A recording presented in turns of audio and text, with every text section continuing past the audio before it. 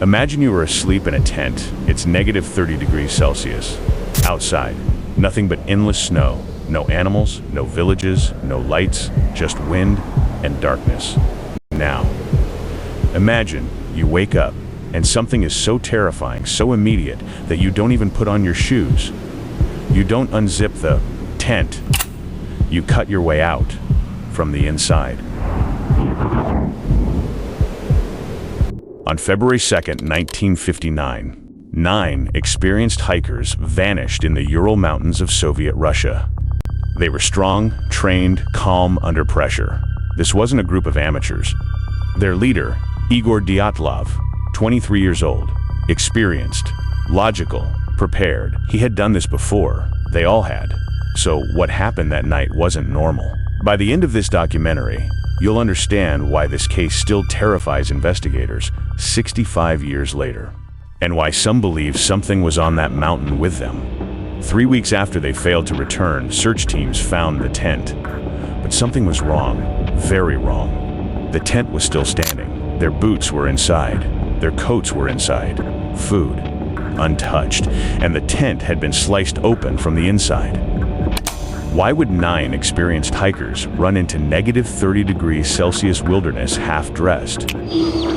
The first 2 bodies were found under a cedar tree, barefoot, in their underwear, hands burned, as if they had tried to climb the tree or build a fire.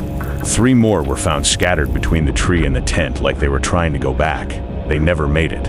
But the last 4 were buried under snow in a ravine. That's where it gets disturbing. 1 had a fractured skull, 2 had crushed rib cages, 1 was missing her tongue. Let me repeat that. Her tongue was gone. Her eyes were missing too. But here's what terrified investigators. There were no external wounds matching the internal damage. Doctors said the force was comparable to a car crash. Yet no car, no avalanche debris, no signs of a fight, no footprints other than theirs. And what they found on their clothing made this case international.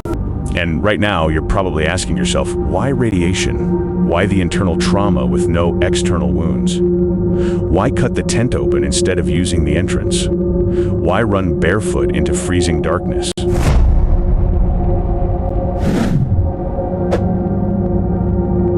In 2019, Russian authorities reopened the case and concluded it was an avalanche. But here's the problem.